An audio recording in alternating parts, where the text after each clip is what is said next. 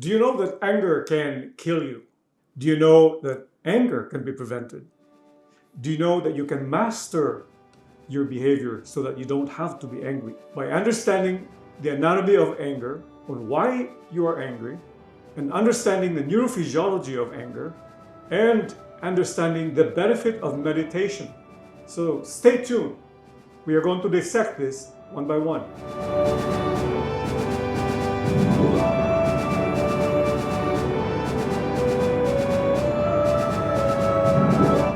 This is Dr. Raul Inad from Cadenza Medical Clinic, once again in a podcast about medicine and faith. Anger is deep-rooted. It is not just a spur of the moment that you become angry. There is some turbulence inside which goes way back as a child.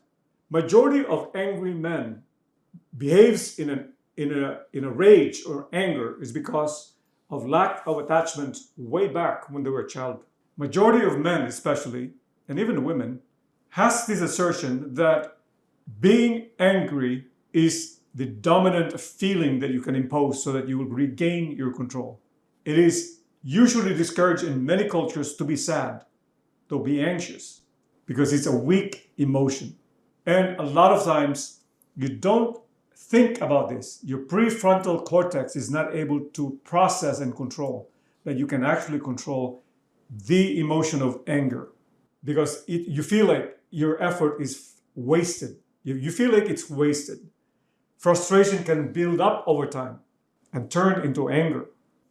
Men who value the ability to control and analyze, and then they get frustrated because it's beyond their control, then they feel this strong emotion, anger. This is exemplified by repeated obstacles at work, for example, malfunctioning tools, or feeling powerless in a situation, like in a meeting, where everybody's ganging up on you and nobody would like to believe you. Or the worst thing is that nobody would even respect and hear your opinion. Then you become frustrated, and then when you go to the next meeting, or as the meeting progresses, then you feel so angry. You don't have to behave that way. What about stress and overload? There's a limit to human capacity. I, as a physician, when I was in a hospital, as a hospitalist, I feel around 16 to 18 patient is pretty much comfortable. Meaning you can think, you can analyze, you can engage. But when you're pulled to your thinnest, given 25 patients, and yes, I have received that, even 30, then you feel so frustrated and you feel like you're helpless because you want to do something good, and yet administration or possibly the manager or the situation will not allow you to control that amount of patients or the volume. You are not taking only of one pathology. You're taking care of 12 systems. The brain, because they're all connected. The brain, the kidney, the heart, the lung. Because of the volume, it increases in the capacity way beyond your capacity. The administration role, because there's always this healthcare is geared towards customer satisfaction, which is not really appropriate for healthcare. Because healthcare is not just customer service. Healthcare goes within the care. Many of the things that we do, at least with me, I pray with the patients. That's not counted with the customer service. Or the way you smile at your patients or engage with the patient. All they think is the number of patients that you have to see. And that frustrates many doctors. And many doctors become angry, they become burned out, and they leave. As I said, you want to do good, but then administration and the nurses and all these things, or take a look for a professor, for example. They're assigned 4 courses, and they have to deal with maybe 20 patients in one course. They have to see them. And then they're given another extra task to mentor, for example, these other students. How many engagements do you have to do in a day? We're all in the same situation, but we can control this. We can control our feelings. When there is a negative emotion going to your system, bad odor, bad sight, unmet expectations, these feelings build up, and this goes to your amygdala. The amygdala gets heightened, and you become anxious. The sympathetic tone goes up. Cortisol level goes up. That's stress. It's a stress hormone. Essentially the survival mode in the reptile part of your brain. This response helps keep you safe, it shuts down thinking, it releases a surge of hormones like cortisol and adrenaline, and it sends blood to the big muscles so you can fight or run away. This gets your heart pounding, it speeds up your breathing, and all of this is so that you're prepared to take physical action to stay safe. A cascade of inflammation and a cascade of neurophysiologic events happen. It affects the endocrine system. It sends signal to the hypothalamus to produce cortical-releasing hormone, to the adrenals to produce cortisol. The cortisol, a stress hormone, thereby increases the sympathetic tone, increases the blood sugar, which in turn stimulates the sympathetic tone, and almost like you're trapped in that. Noradrenaline increases, epinephrine increases. These are the particular substances that would increase your blood pressure and your heart rate. The gut gets affected. That's why you feel like something inside your gut that you don't want to manifest, especially if you're still thinking about controlling your behavior, your emotion. So this becomes a circuit. What happens in the brain affects the gut. What happens in the gut affects your brain. The serotonin, which is the happy neurotransmitter, that is 90% produced in the gut, is diminished because the microbiome that is trying to dwell and trying to flourish in your gut is demolished because of the sympathetic overtone caused by the anger. And if it's repeated, if you go to work angry, if you go to work just not in a good mood, then that diminishes the microbiome that produces the serotonin that produces happy neurotransmitter. Research on animals has shown that germ-free mice raised in sterile environments without any microbes are more anxious and less social compared to those with a normal range of microbiota. While mice on antibiotics, which reduce microbes, have been found to be more hyperactive, prone to taking risks, and showed a decline in their memory. So it becomes a circuitry. It becomes a circuit that you have to get out from that. But let alone, it should be that you should be able to control how not to be angry. Anger can be controlled. There's no reason to be angry, number one. Know why you are angry. If you're some underlying turbulence in your life, let it be treated. Put it out. There's some effective treatment about your trauma in the past. This could be insecurities because of the experiences on childhood. For example, when you do this, and desensitize your emotions from the past, like with EMDR and other modalities of treatment, which has been proven to be effective, you can control this. Second, when you're angry, let's go to the coronary arteries. Most likely, you already have built up plaques in the coronary arteries. Beneath that plaque are fluid cholesterol. It has been shown that when you're angry, and then within the window of rage or anger, about 3 to 4 hours, it is heightened and the cholesterol fluid crystallizes, becomes a cholesterol crystal. So what will happen? When the cholesterol transforms into a crystal, it literally pokes the plaque, releasing the sticky substances, the inflammatory substance that invites more platelets to aggregate and form a clot. So if this is the heart and this is the coronary arteries, if there's a block around here, then there's no blood supply to the heart, and that causes you a heart attack and stroke, and you can die instantly. That goes also with stroke.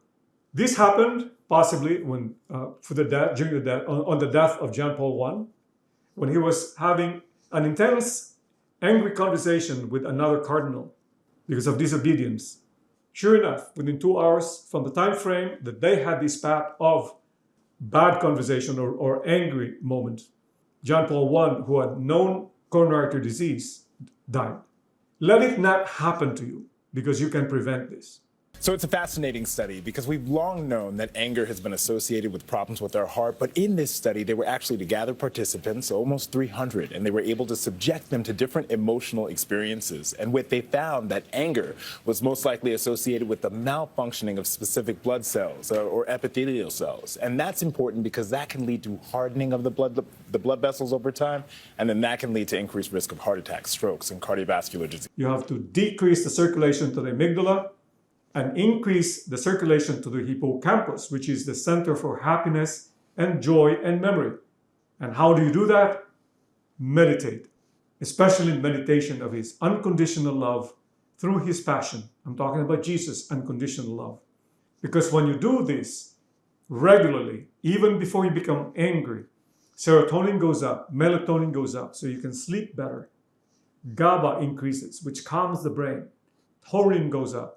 And in fact, norepinephrine and epinephrine that increases your blood pressure goes down when you meditate. Unconditional love meditation on the Passion of Christ is very helpful for you because it not only heals you, your mind and your body, it heals the soul. We don't have to do yoga or Buddhist meditation because we have our Catholic meditation. Meditation of his unconditional love coupled with guided breathing that is associated with the Jesus prayer, and I'll explain to you in a few moments, is very therapeutic. It is, in fact, been proven the only process that can possibly improve your sympathetic tone to parasympathetic tone. And this decreases the inflammation of all of your body, including your brain.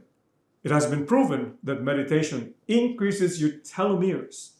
In almost all animals, from the simplest to the most complex, telomeres are required for cell division.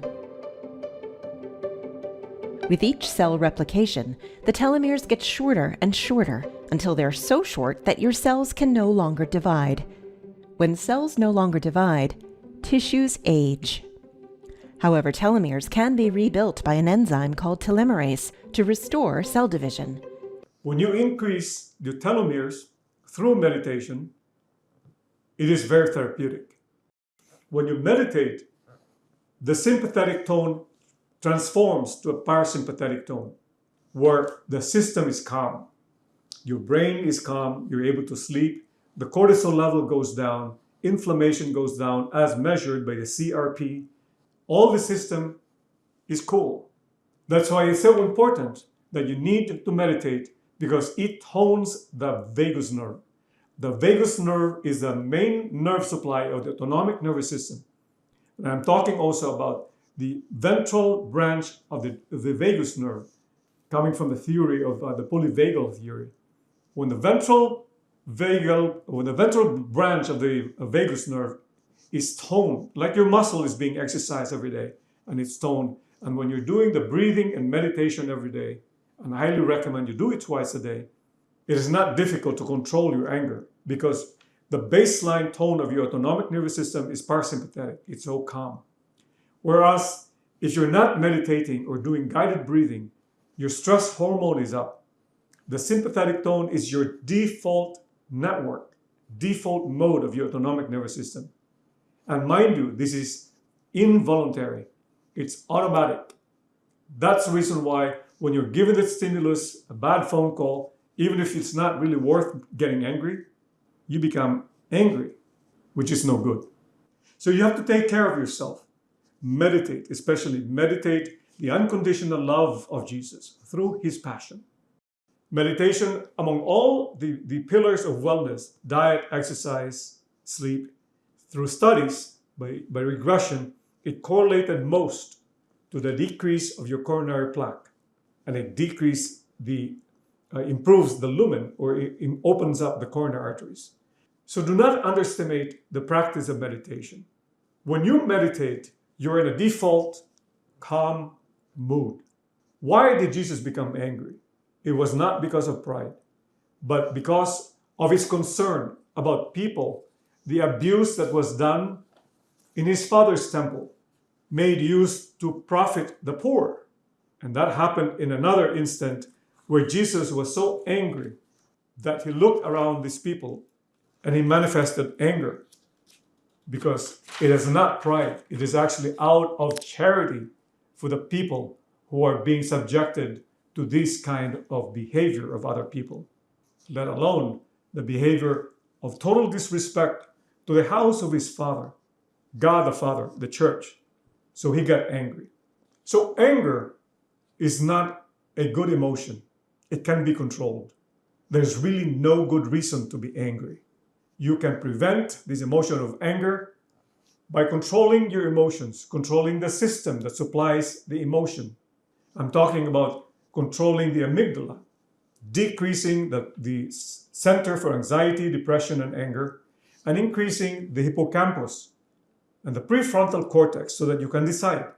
True enough, when you meditate, you increase the circulation to the prefrontal cortex, which is the executive function that makes you decide morally and properly. You just don't react. You actually can be proactive and prevent chaos in your life. You can also increase the circulation to the hippocampus, which is a center for memory and joy. So this is a good thing. You can now actually be joyful. Even if there's some stimulus or annoying conversations or annoying criticism, you can still withstand that and not be angry.